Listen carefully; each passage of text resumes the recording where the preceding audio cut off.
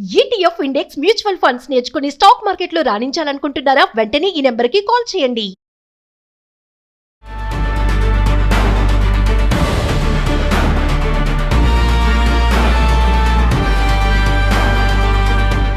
నమస్తే, welcome to Suman TV. Present మనతో పాటు ఉన్నారు TEDx speaker, legendary award winner in real estate, realtor oxygen founder and CEO doctor Nandi Rameshwar Rao గారు. నమస్తే సార్. నమస్తే సార్, అద్దిల్లు, ఈఎంఐ కట్టి సొంత ఇల్లు అంటే అసలు అద్దె కట్టడం వల్ల, అద్దెకు ఉండడం వల్ల ప్రయోజనాలు ఏంటి, ఈఎంఐ కట్టి సొంత ఇల్లు తీసుకోవడం వల్ల ప్రయోజనాలు ఏంటి అంటే ఇక్కడ అడ్వాంటేజెస్ అండ్ డిసడ్వాంటేజెస్ కూడా కావాలి సార్ నాకు. ఈ రెండు కరెక్టే, రెండు తప్పే. 50-50 బ్రిటానియా బిస్కెట్. సో ఫస్ట్ మీరు ఏమన్నారంటే అద్దెకి తీసుకోవాలా, ఈఎంఐ కట్టి సొంత ఇల్లు, అది డిపెండ్స్ ఆన్ 4-5 పారామీటర్, చాలా పారామీటర్, బట్ సింపుల్గా 3-4 పారామీటర్లో చెప్తాను. ఒకటి, మీ ఏజ్ ఏంటి, అంటే ఎవరైతే మీ ఫ్యామిలీ, మీ పిల్లలు ఎక్కడ చదువుతున్నారు, మీ అత్తగారు మామగారు నీతో ఉంటారా, బడ్జెట్ ఎంత, లోన్కి ఎలిజిబిలిటీ ఉందా, జాబ్ ఏంటి, ఆ జాబ్ ఫ్రీక్వెంట్ ట్రాన్స్ఫర్లు ఉంటాయా లేదా, అయితే గవర్నమెంట్ జాబ్ అయితే కొన్ని కంపెనీలు ఒకటే దగ్గర ఉంటారు. ఇప్పుడు గవర్నమెంట్ కూడా ఆన్ డెప్యుటేషన్ పంపిస్తున్నారు, ఫారిన్ కంట్రీస్కి వెళ్తున్నారు. సో ఇవన్నీ కూడా part and parcel of the decision making. ఒకవేళ మీరు కేస్ 1, కేస్ 2 చెప్తారు. కేస్ 1లో just started the career 25-30 years. ఒకప్పుడు మన నాన్నలు చూసుకుంటే రిటైర్ అయ్యే ముందు 58 ఇయర్స్, ఇప్పుడు 60 రిటైర్మెంట్ ఉండేది. అప్పుడు పిఎఫ్ గ్రాట్యుటీ డబ్బులు వచ్చాయి, దాంతో ఇల్లు కొనేవారు. ఎప్పుడు 30-40 ఇయర్స్ బ్యాక్. ఆ సిచ్యువేషన్ అది. ఇప్పుడు నవీనాకే 3-4 ఇళ్ళు ఉన్నాయి. సో అట్లా 25-30 ఇయర్స్తో కొనేస్తాను.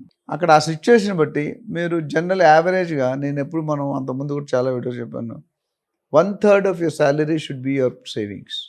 లేకపోతే you have to shave. Savings లేకపోతే షేవింగ్స్ అవుతాయి. సపోజ్ మీ శాలరీ, జనరల్ శాలరీ 50-60 వేలు శాలరీ తీసుకుంటే ఒక 30-35% అనేది సేవింగ్ పెట్టేసి మిగతా దాంట్లో ఖర్చులు అడ్జస్ట్ చేసుకోవాలి. బట్ మోస్ట్ ఆఫ్ టైం ఇప్పుడున్న పరిస్థితుల్లో అది సాధ్యం కావట్లేదు. అంతలో ఇద్దరు వర్క్ చేసి 2-3 లక్షలు సంపాదించే కొద్దిగా కష్టం.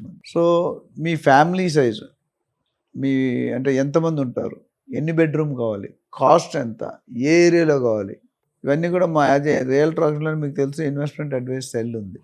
అంటే ఒక గంట మీకోసం స్క్రీనింగ్ చేసి మీకు చెప్తాం. ఇప్పుడు డాక్టర్ దగ్గరికి వెళ్ళారనుకోండి, ఎలాగైనా మందులు ఇస్తాడా, ఏం చేస్తాడు, ఇంట్రోగేషన్ చేస్తారు. తర్వాత మన మందులు ఇస్తాడా, ఇవ్వడు, టెస్టులు రాస్తాడు. ఆ టెస్ట్ వాళ్ళ క్లినిక్లో చేయించాలి, అది వేరే సంగతి. వచ్చిన తర్వాత నీకు మందులు రాసిచ్చి 3 రోజులు వాడమ్మా, తగ్గపోతే మళ్ళీ రా అంటాడు. దేవుడి తర్వాత దేవుడు డాక్టర్. కానీ ఇక్కడ ఏంటంటే అలా కాదు.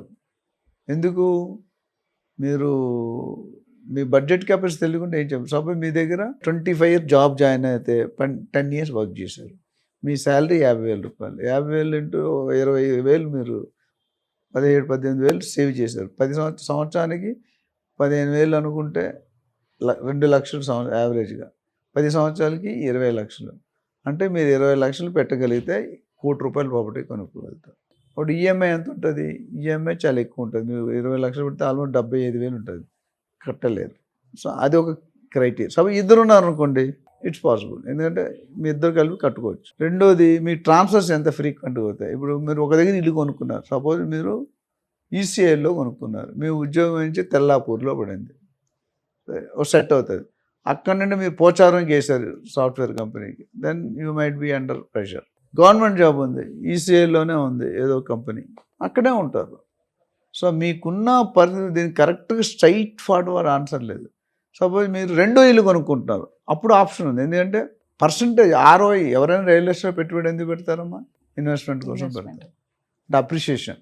సో 1 కోటి రూపాయలు పెట్టి మీరు కొనుక్కుంటే 20,000-25,000 రెంట్ వస్తుంది.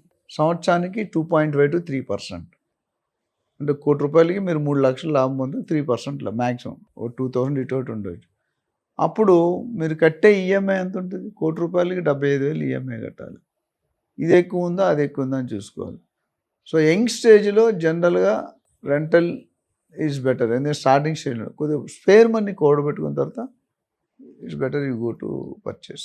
నాకు ఒకటి అర్థం కాదు సార్, ఇప్పుడు 50-60 వేలు పెట్టి అద్దెల్లో ఉంటారు, వాళ్ళు ఎందుకు దాన్ని ఈఎంఐగా టర్న్ చేసుకోవడానికి ధైర్యం చేయరు అంటే మార్జిన్ మనీ ఉండాలి కదా వాళ్ళ దగ్గర.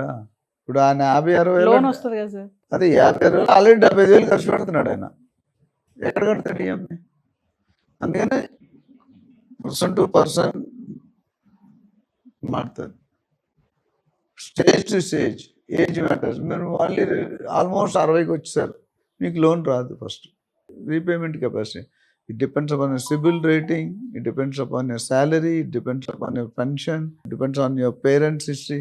అంటే మీ చేతిలో డబ్బు ఎంత ఉంది. బ్యాంక్ వాడు లోన్ ఇచ్చేటప్పుడు 2 ఫ్యాక్టర్లు చూస్తాడు, 3 factor: age, CIBIL, repayment capacity. అది లేకపోతే నువ్వు కావాలను, ఇప్పుడు కావాలని యంగ్స్టర్స్ క్రెడిట్ కార్డ్ స్వైప్ చేస్తూ 30 yearsకి కోల్పోతాను.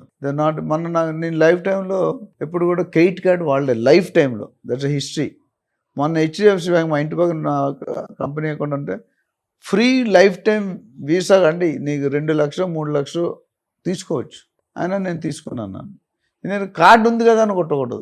ఎస్పెషల్లీ ఇప్పుడున్న షాపింగ్, ఫ్రెండ్ సర్కిల్, హ్యాబిట్స్ అని కార్డు ఉంటే కొడుతుంది. తర్వాత కట్టేవాడు ఆయన కదా, ఆయన పట్ల ఆయన పడతాడు. అందుకని నేను క్రెడిట్ కార్డ్ లేనందువల్ల మాకు ఒక ప్లస్ పాయింట్ ప్లానింగ్ అలవాటు అయింది. నేను ఆల్ ఓవర్ ఇండియా నుండి బయట కంట్రీలు కూడా తిరిగాను, 5-6 కంట్రీలు.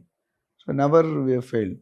సో రెండూ మంచివే. మీకున్న పరిస్థితిలో నేను జనరల్ ఆన్సర్ ఎందుకు చెప్పలేదు, నీ శాలరీ ఎంతో తెలియదు, నీ ఏజ్ ఎంతో తెలియదు. ఓకే, శాలరీలో తక్కువ వచ్చాయి. ఇన్కమ్స్ ఉన్నాయా? రైతులు అయితే 10 acres భూమి ఉంది, దాని కొద్ది డబ్బులు వస్తాయి. ఆల్రెడీ బిల్డింగ్స్ ఉన్నాయా? ప్రాపర్టీ రెంట్లు వచ్చేవి, లేదా ఆల్రెడీ స్టాక్ మార్కెట్లో పెట్టావా? ఆల్రెడీ ఎఫ్డీలు ఉన్నాయా? సో ఇవన్నీ కూడా పరిగణలో తీసుకొని వన్ స్టాప్ సొల్యూషన్ అంటే ఒక 1 hour మీతో మాట్లాడి మీ వివరాలన్నీ కనుక్కొని. రెండూ మంచివే. మీకున్న personality EMI is good. But ఎందుకంటే ఈఎంఐలో ఏమవుతుందంటే మీ ప్రాపర్టీ ట్రాన్స్ఫర్ అవుతుంది కొన్ని రోజులు. రెంటల్లో ఎప్పటికీ ట్రాన్స్ఫర్ కాదు. అందరికి సొంత ఇంటి కల. నేను చాలా వీడియోలు, నేను 30,000 మంది బయర్స్ని గైడ్ చేశాను. గైడ్ చేసినప్పుడు నన్ను ఎవరైనా మీకు ఎన్ని ప్రాపర్టీస్ ఉన్నాయని ఒక యాంకర్ అడిగింది. ఇలా 30,000 ప్రాపర్టీస్. ఆవిడ హార్ట్ అటాక్ వచ్చింది ఆల్మోస్ట్. ఏంటి సార్ 30,000 అని? అవునన్నా. నా దగ్గర కొన్న ప్రతి బయ్యర్ కూడా సేల్ డీడ్ సైన్ చేసినప్పుడు వాళ్ళ కళ్ళల్లో చూస్తాను. వాళ్ళ కళ్ళల్లో ఆనందం నా ఆనందం అనుకుంటా. That's the outstanding result. So both are good. So ఎవరికైనా ఈ డౌట్ ఉన్నప్పుడు ఉంటుంది. అలాంటి ఎక్స్పర్ట్స్ చాలామంది ఉన్నారు. నేనున్న నాలో మీరు ఎవరైనా ఒక జెన్యూన్ ఎక్స్పీరియన్స్ వాళ్ళకి వస్తే మీకు డెఫినెట్గా will guide you. Thank you. Thank you.